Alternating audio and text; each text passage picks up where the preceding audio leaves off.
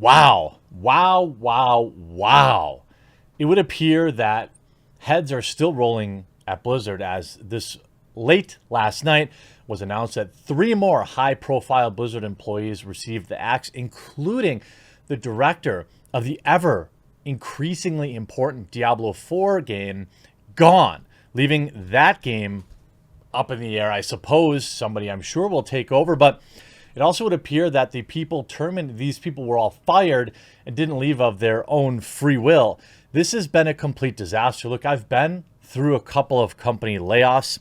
I know investigations take time, planning takes time, but usually the methodology is to cut once and cut deep. That's not what's happening here at Blizzard. First, you have obviously the lawsuit, bombshell reports coming out. Nobody wants to leave. In fact, Activision comes out and actively diminishes the claims made by the people going after Blizzard. And by the way, I bet you some of them were embellished, but I bet you some of them were also very true or maybe even underreported. So that's just the way things go with, these type of class action things. Then you had President of Blizzard, Jalen Brack, fall on a sword, step down. Still, people wanted more. People want Bobby Kotick gone. Although, for all of the complaints you could have about Bobby Kotick, the CEO of Activision, you really can't blame the guy for what's going on at Blizzard.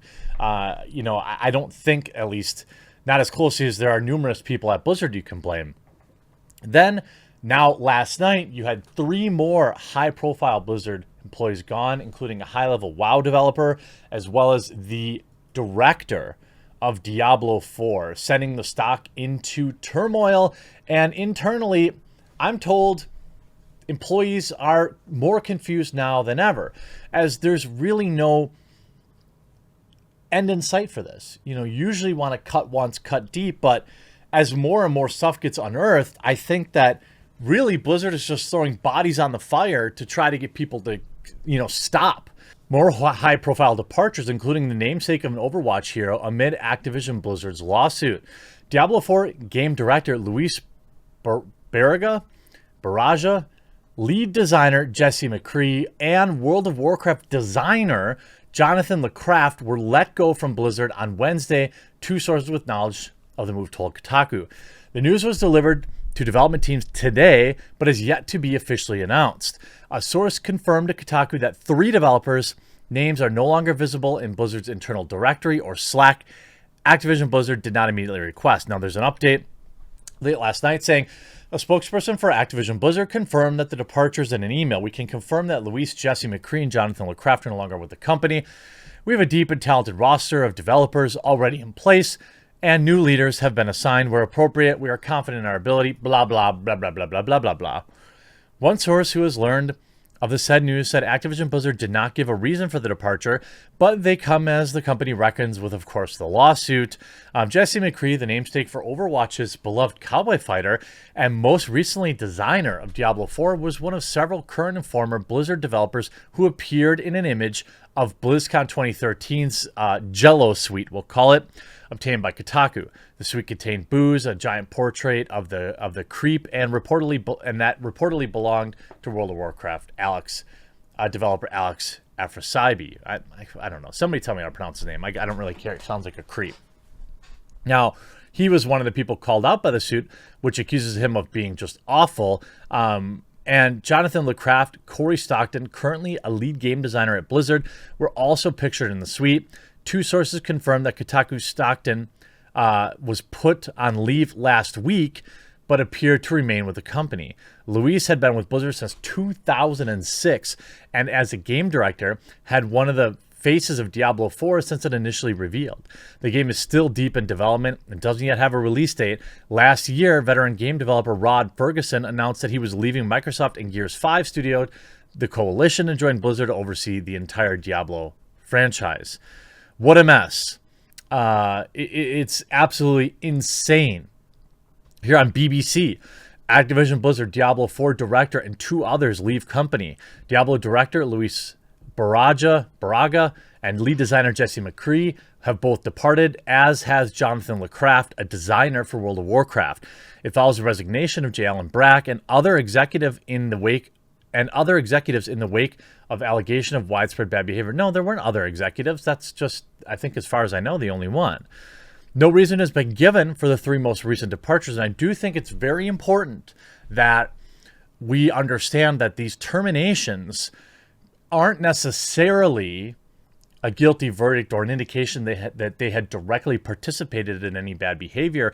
It's entirely possible that these people just had knowledge of it and did nothing, which is not great either, obviously. The timing obviously will kind of implicate them in terrible behavior, but we don't really know.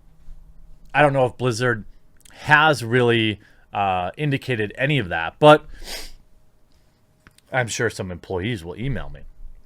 I'll tell you this, these names have never come up in terms of actual emails that I've gotten from employees with bad behavior, so I'll be interested to hear what my sources have to say about this.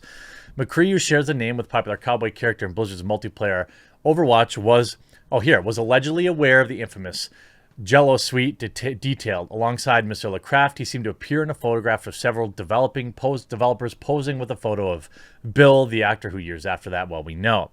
Now Mr. Baraga does not appear in the controversial photograph.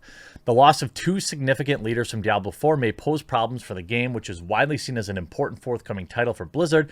The company has seen declining player numbers across its existing titles in recent years. Blizzard directly addressed such concerns in the statement. Yeah, of course that's what they're going to say. I mean, essentially they're going to say, yeah, well, everything's fine. This on top of QA report published just an hour ago. I mean, Blizzard is absolutely crumbling. Activision Blizzard's QA department seems like a hellhole. Long hours, low pay, tremendous instability. Working in quality assurance for video game studios notoriously difficult and painstaking enough, as it's without factors like these complicating matters. Yet for QA testers at Activision Blizzard, a company that has come under fire in recent weeks, indeed, a lengthy list of statements provided to Kotaku by the ABK Workers Alliance indicate as much, alongside troubling claims including pervasive hostility towards LGBT staffers. I mean, you know what's frustrating about this? Just say it's bad hostility towards bad employees. It doesn't make it any worse that they're LGBT. It doesn't. It's just you treat people with respect regardless of who they sleep with. It's so sick that they always say, yeah, and it's especially bad because it happened to a woman. No, it isn't. It's bad that it happened to anyone, you absolute idiot shills. Many employees detailed working work weeks of 50 or 60 hours, so what? With some weekly tallies clearing the 70-hour mark. To put that in perspective, assuming you work, yeah, I know what 70 hours is like. I've worked it plenty of times. In fact, I work 70 hours a week now, willingly. Pay isn't much better. The ABK Workers Alliance didn't share specific salary figures with Kotaku, but in all cases, it lands squarely on low. One employee said pay hovers around $14 an hour. Another said it varies from $15 to $17. One other staffer who preferred to remain anonymous didn't share how much they currently make, but they did note they took a $7 per hour pay cut for QA gig at Blizzard. It took them 7 years to get back to the salary level they were at before starting. According to Glassdoor job hunting website, QA jobs pull in just over $50K per year on average at a national level. I could not afford to live on my own, Billy, a QA tester, said. I don't have loans of any sort or children, and I live with my partner, so I think I am better off than most. I know many people who literally cannot take time off work right now despite their mental health being absolutely awful because they wouldn't be able to afford basic necessities such as rent or food. Well, look, I don't mean to be callous, and I know that I do have QA testers that email me, but this is an at-will job. You are not forced to stay here. I know that leaving isn't necessarily easy, especially when you're promised constantly that things will get better, but I just don't have a lot of sympathy for I keep working this garbage job, especially right now when the job market is probably as good as it's ever been. If you're only making $15 an hour doing QA at Blizzard, you could literally make more money at McDonald's. I mean, at least locally here, McDonald's is starting at $15 an hour. Quick Trip, a gas station, is paying like $17 an hour. So if your mental health is important, take the same money to go work at a gas station, I guess. I don't know. I mean, it's difficult. I empathize. But again, this is a supply and demand situation where Blizzard has innumerable people willing to work in these terrible conditions, so they're never going to improve for people that are there. You're just going to have to get out. I don't think sending anonymous complaints to Kotaku really are going to do anything. I have to live in a house with at least 3 other people in order to survive without skipping meals. Said another anonymous tester. Even with 4 breadwinning adults in the house, it's still difficult to make ends meet while being available for work at Activision QA. Well, then get a different job. I don't understand this whole communist garbage. Where like Bobby Kotick made $28 million last year. Look, yeah, should they pay more? Yeah, but here's the harsh, cold reality of capitalism: you are paid what the market dictates. Stop taking these jobs that are paid $14 an hour to do this work for them then. Like, if people stop applying and stop working there, then they're going to have to increase the wages. Why do you think McDonald's is paying so well? To me, it's crazy how much people make to work at McDonald's these days. But good for them. Get your bread, literally. But I don't sympathize with this. But the CEO makes so much money, and somebody 400 rungs below them on the company org chart makes so little. Yeah, that's the way it works. All right. You take a low-paying job in hopes to get something better. I'm sure that's what most of these people did, and I respect that. But after like 4 years of, getting taken advantage of there, you just gotta leave. You got to put that on your resume, and you got to go find a company that will treat you better. If this is harsh, I don't know what else to tell you. I think you need someone like me in your life then. I mean, this is just not worth it. If you're doing this kind of high-level work for them and it's paying $14 an hour and you have to live in California, that's ridiculous. We both agree on that. So stop. Go get a different job. If you can barely pay your rent on this job, I find it impossible to believe that you don't have better options. So go, because they're not going to increase pay when they don't have to. That's not how corporations work. But this has been an absolute disaster for Blizzard, and it looks like heads continue to roll. Make sure, if you haven't yet, there's a red subscribe button down below the video. Make sure you click that so you get notified, or at least you can find my videos easier, because obviously this story is always developing. I actually have 2 videos on Blizzard today.